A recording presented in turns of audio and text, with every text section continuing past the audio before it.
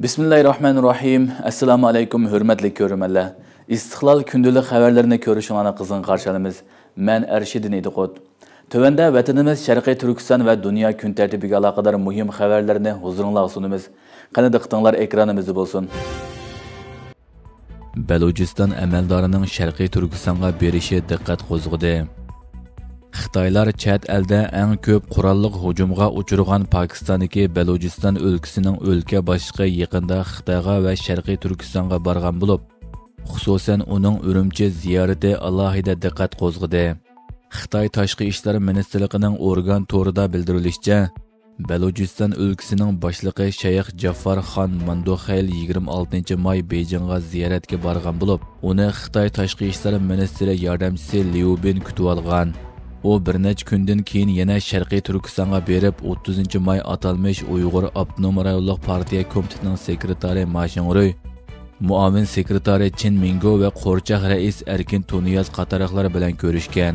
Ma Xingruy uchrashish yig'inida Xitoy Pokiston munosabatining davomli cho'nqirishadiganligi, Xitoy rejimining siyosatlariga asosan o'zlarining Sharqiy Turkistonda atalmış terrorlikqa qarshi turish va muqimlikni qo'g'dashni to'liq ijro qilib, atalmış 3 xil kuchga zarba berganligidek kona iboralarini takrorlagan.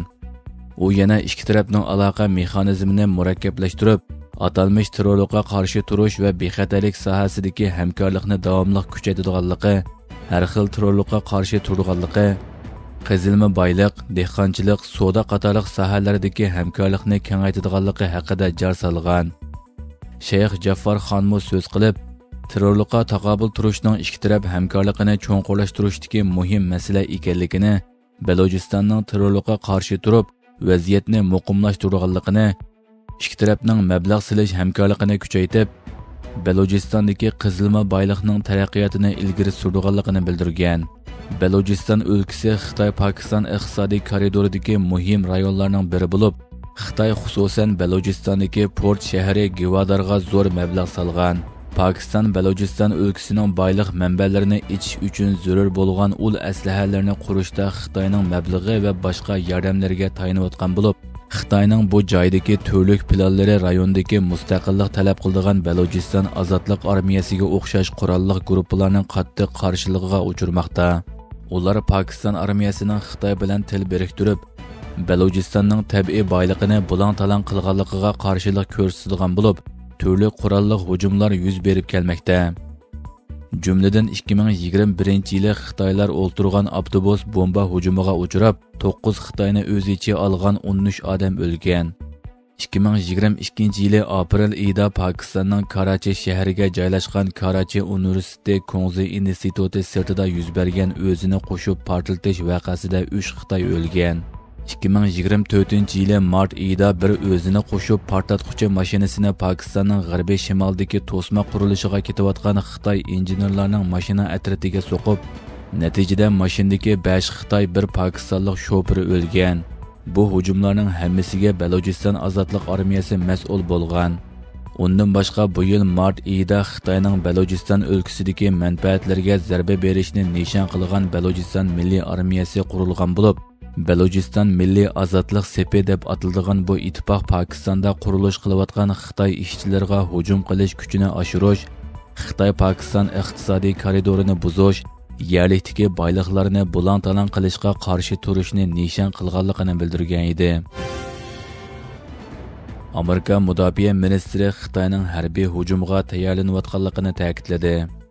Amerika davlat mudofaa ministri Pete Hegseth ogohlantirish berib, Xitoyning harbiy kuch orqali Osiyodagi kuch tamponligini buzishga tayyorlik qilayotganligini, ammo Amerikaning Hindi Tinch okean rayonida davomli mavjudligini saqlaydiganligini ta'kidladi. Hegseth bu so'zlarini Singapurda o'tkazilgan Shangri-La dialog munbirida qilgan. U har qaysi davlatlarning mudofaa ministrlarini ogohlantirib, Xitoy shakllantirgan tahdid haqiqatan mavjud, yana kelib qosh bilan kirpik orasida bo'lishi mumkin degan. U yana Xitoyni ogohlantirib, agar Xitoy Tayvanga hujum qilib besib olgan taqdirda, buning Hindi Tinch okean rayoni va butun dunyoga halokat xarakterlik oqibat elib keladiganligini ta'kidlagan. Shuning bilan birga tarafning o'zi prezident bo'layotgan mezgilda Xitoyning Tayvanga tajovuz qilmaydiganligi haqidagi bayonlarini qayta tilga olgan. Hegseth bu vaqtda to'xtalib, Hamma kishi shuni tunib yetishi kerakki, Xitoy Hind Tinch okean rayonidagi kuch tamponligini o'zgartirish uchun harbiy kuch ishlatishga tayyorlik qilmoqda degan va Xitoyning Janubiy dengizdagi qonunsiz zamin egillash, harbiylashtirish, tor hujumi qo'zg'ash, qo'shni davlatlarga davomli parakandachilik silish qatorliq qilmishlarini tilga olgan. Uning bu bayonlari Xitoyning noroziligini qo'zg'agan bo'lib, bir qism Xitoy mutaxassislar bu vaqtda ifoda bildirib, Amerika mudofaa ministrligining bayonlarining intayin do'stona bo'lmaganligini, Xitoyning dengizdagi manevrlari Tayvanga hujum qilishdan derak bermaydiganligini, Xitoy rejimining izchil taraqqiyda tinch birlashishni ta'kidlab kelganligini da'vo qilishgan. Hamas Amerikaning urush to'xtatish taklifini ko'zdan kechirmoqda. Amerikaning alohida vakili Steve Witkoffning murossaachiligi va prezident Donald Trumpning tasdiqlashidan keyin o'tirg'a qo'yilgan G'azzada urush to'xtatish taklifi Isroiliya tarafidan qabul qilindi. Ammo Hamas tarafidan ko'zdan kechirilmoqda. Turkiya ovoz radiosining xabarida qayd qilinishicha, Falastin qarshilik ko'rsatish tashkiloti Hamas Isroiliyaning bu planga bergan javobining asosli talablarini qondirmaganligini, shundaqdimi taklifni ko'zdan kechirayotganligini bildirgan. Mazkur taklif 60 kunlik urush to'xtatishni, bu mezgilda 10 isroiliyalik asarning qo'yib berilishi va 18 asarning jasadining Isroiliyaga topshirib berilishini o'z ichiga oladi ekan. Buning badaliga Isroiliyami muddatsiz qamoq jazosiga hukm qilingan 125 falastinlik tutqun va Isroiliya G'azzadan tutib ketgan 1111 falastinlikni qo'yib berishni hamda 180 falastinlikning jasadini Falastin doiralariga topshirib berishni o'z ichiga oladi ekan. Planda yana Birlashgan Davlatlar Tashkiloti va Qizil Oy jamiyati orqali G'azzaga darhol insonparvarlik yordam yetkazilishi qayd qilingan. Bu jarayonda Amerika, Qatar va Misr urush to'xtatish ham texmo keng doiralik suhbat bosqichiga kafolatlik bo'ladi ekan. Witkoff suhbatga riyosatchilik qilish va shartlarning natijalik oxirlashishiga kafolatlik qilish uchun rayonga boradi ekan.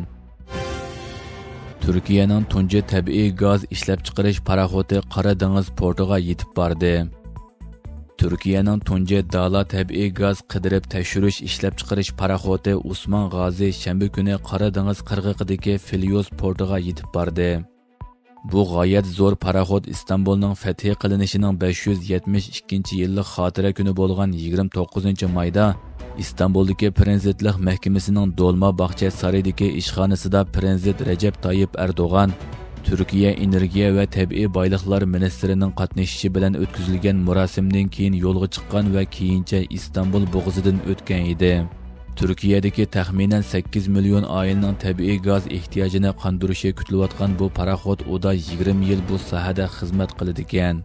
Paraxotda 140 xodim ishlaydigan bo'lib, paraxotning uzunligi taxminan 300 metr keladigan bu paraxotning 2026-yilning o'ttirlari ishga kirishtirilishi mo'ljallanmoqda. Hurmatli ko'ruvchilar, bugungi xabarimiz mushu yerda oyoqlashdi. Ko'rganingizlarga rahmat. Ertadagi programmada ko'rishguncha omon bo'lg'aysizlar. Allohga omonat.